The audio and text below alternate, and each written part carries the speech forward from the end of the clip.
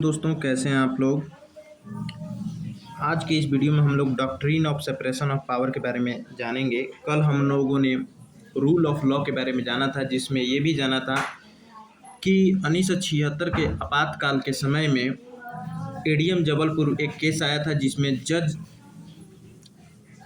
जिसमें जब सरकार ने देश के नागरिकों से उनके जीने का अधिकार भी छीनने की कोशिश की, तब एक शेर जस्टिस एच.आर. खन्ना ने अकेले खड़े होकर पूरी सरकार के खिलाफ फैसला दिया था।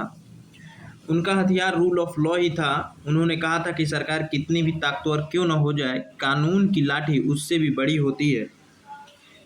तो आज दोस्तों हम लोग, अगर आप लोगों ने वो मेरा पिछला वीडियो रूल ऑफ लॉ पे नहीं देखा है तो ज़रूर जाकर देखिएगा। उसमें मैंने एडीएम जबलपुर केस और केशवानंद भारती केस के बारे में भी जिक्र किया है और बेसिक स्ट्रक्चर के बारे में मैंने जिक्र किया है।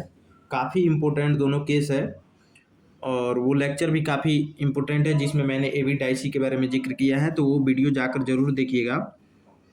आज हम लोग बात करेंगे doctrine of separation of power. ठीक है, तो चलिए स्टार्ट करते हैं। आखिर ये सेपरेशन ऑफ पावर स्टार्ट कहाँ से हुआ।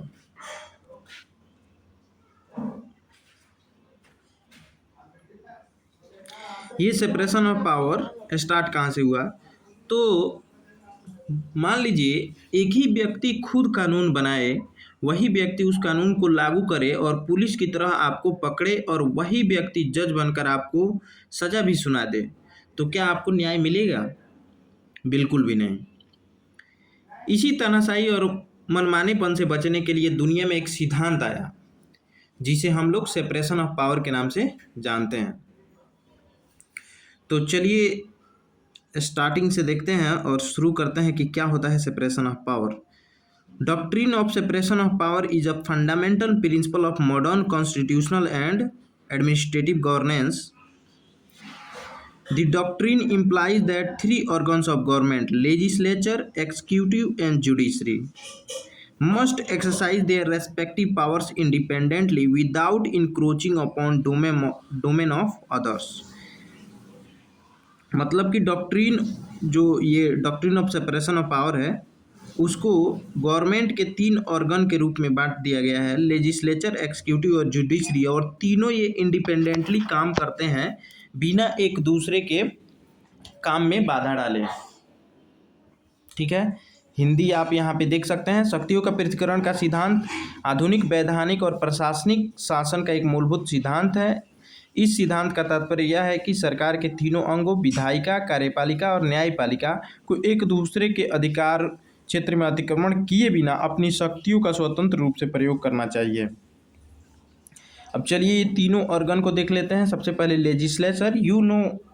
Legislature makes the law and executive implement the law and judiciary interprets the law, और जो उसको फॉलो नहीं करता है तो पनिश करता है जुडिशरी। ठीक है, तो लेजिस्लेचर क्या होता है? मेक्स द लॉ, मतलब कानून बनाती है। ठीक, एक्सिक्यूटिव क्या करता है, जिसको कार्यपालिका बोलते हैं? Implements and enforce the law. ठीक, कानूनों को लागू करती है।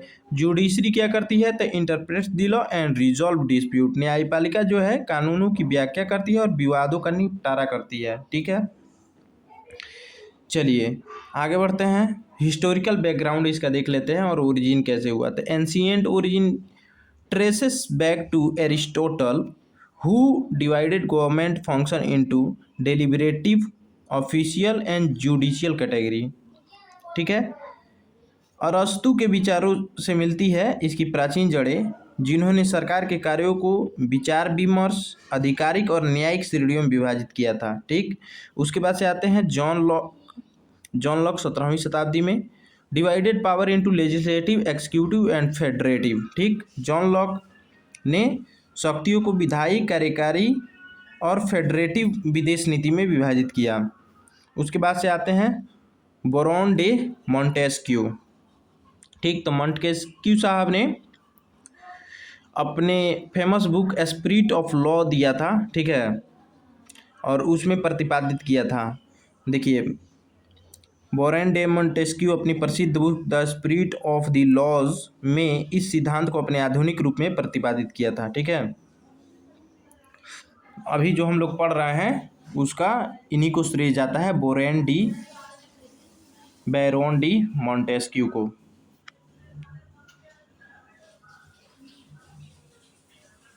एक मिनट।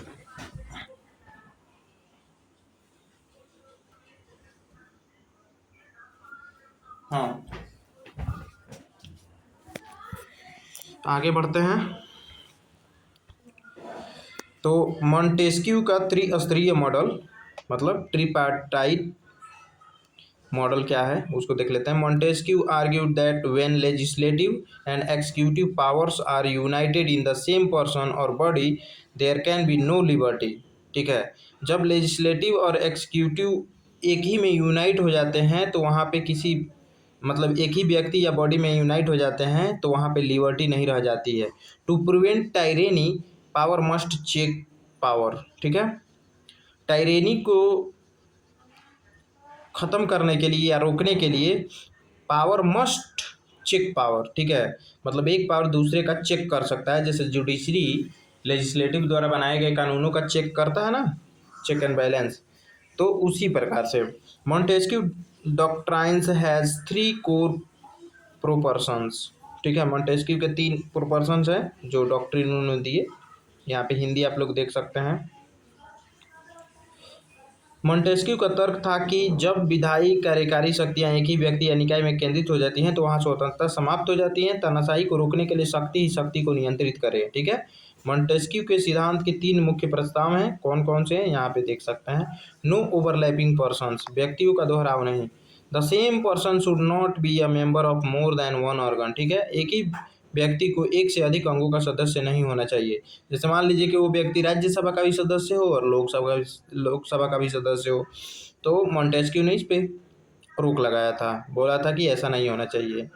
नो इंटरफेरेंस इन फंक्शंस, कार्यों में कोई हस्तक्षेप नहीं। One organ should not exercise the function belonging to other, एक अंग दूसरे अंग के कार्यों का प्रयोग नहीं करना चाहिए। ठीक है, no interference in exercise of power, शक्तियों के प्रयोग में हस्तक्षेप नहीं। One organ should not control or dictate terms to another organ. ठीक है, एक अंग को दूसरे अंग को नियंत्रित या निर्देश नहीं करना चाहिए। ठीक है, तो ये तीनों मॉन्टेस्क्यू ने दिए थे। ठीक है, तो इसको याद रखेंगे, काफ़ी इंपॉर्टेंट है। अगर आप अपने आंसर राइटिंग में इस तीनों का प्रयोग करते हैं तो काफ़ी अच्छे मार्क्स मिलने के चांस रहते हैं। चलिए आगे देखते हैं। Application of doctrine of difference country. ठीक है, separation of power in USA देख लेते हैं एक बार।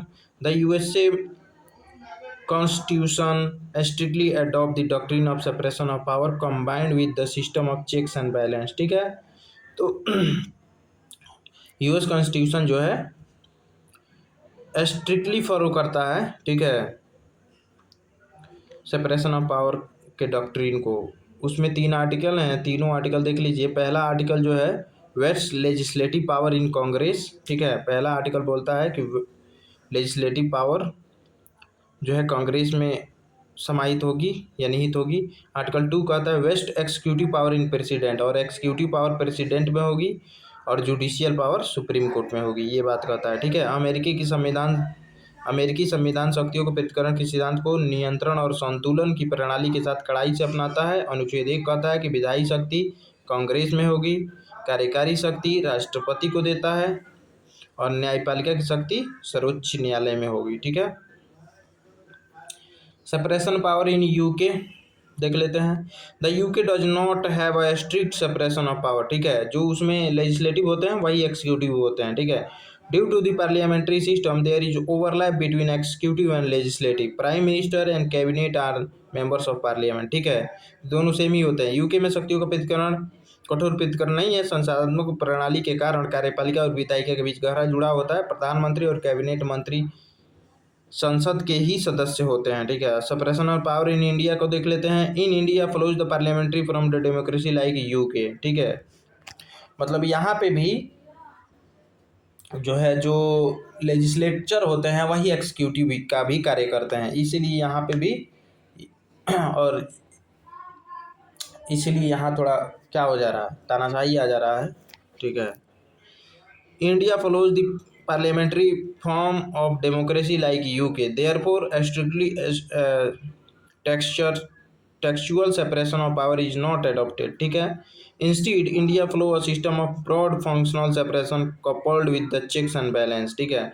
तो भारत में जुडिशरी एक ऐसा है जो कि चेक्स एंड बैलेंस को बनाए हुए है। अगर जुडिशरी मान लीजिए कि उसमें शामिल हो जाता तो बहुत दिक्कत होता। भारत लोकतंत्र के संसदीय रूप यूके की तरह का मतलब यूके की तरह का है, इसीलिए शक्तियों के कठोर या किताबी पृथक्करण को नहीं अपनाया गया है। बजाय इसके भारत व्यापक कार्यात्मक पृथक्करण, फंक्शनल सेपरेशन और नियंत्रण और संतुलन की प्रणाली का पालन करता है। अब देखिए कॉन्स्टिट्यूशनल प्रोविजन क्या है, तो यहाँ पे आर्टिकल 50 जो कहता है, जो डायरेक्टिव प्रिंसिपल है, वो कहता है कि state to separate the judiciary from executive, बस जुडिशरी को ही एक्सिक्यूटिव से अलग करता है बस, और जो एक्सिक्यूटिव है वही लेजिस्लेचर है, ठीक है। तो यहाँ दो लोग तो सेम है, ठीक है, कि कानून भी वही बना रहे हैं, लागू भी वही कर रहे हैं, ठीक है। लेकिन आर्टिकल 50 जो है एक्सिक्यूटिव और जुडिशरी को अलग करता है, ये अच्छी बात है। राज्य को न्यायपालिका को कार्यपालिका से अलग करने का निर्देश देता है अनुच्छेद 50। 53 और 154 क्या कहता है, executive power of union and state vested in the president and governor, ठीक है। तो एक्सिक्यूटिव पावर किस में शामिल होगा, तो प्रेसिडेंट और गवर्नर, तो ये तो कठपुतली है। प्रेसिडेंट साहब वही करेंगे जो कैबिनेट कहेगा, और कैबिनेट के हेड कौन है, तो प्रधानमंत्री हैं।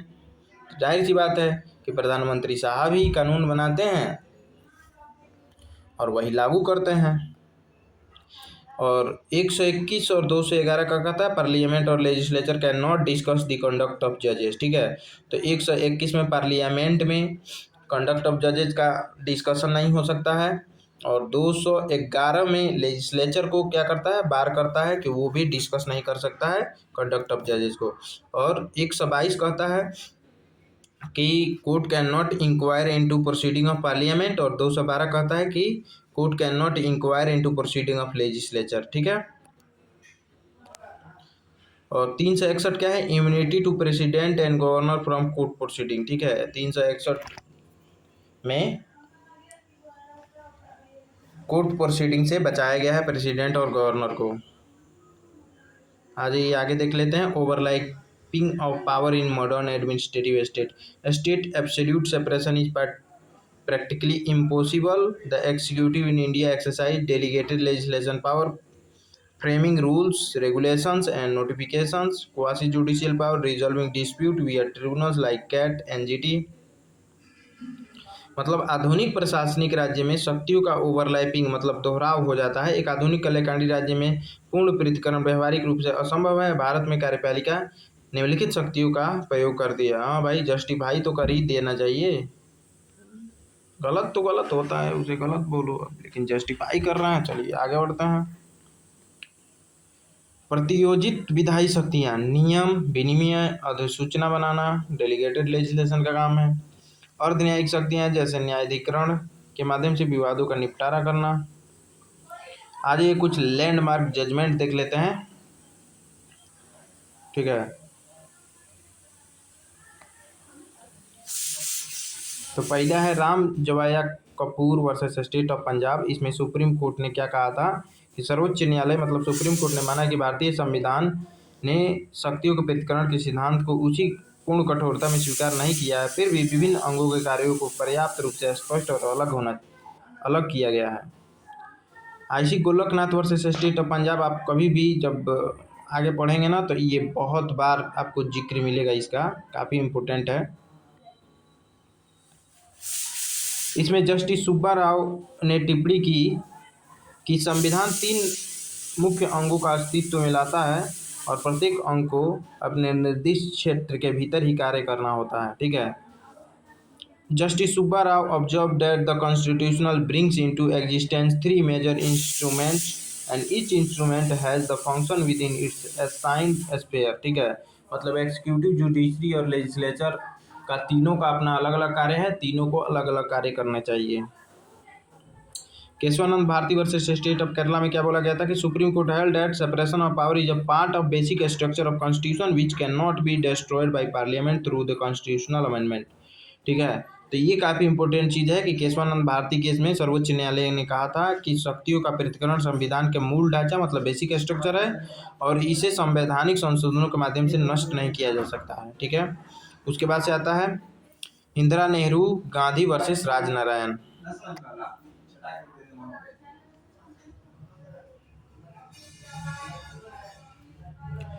इसमें सुप्रीम कोर्ट ने क्या कहा था?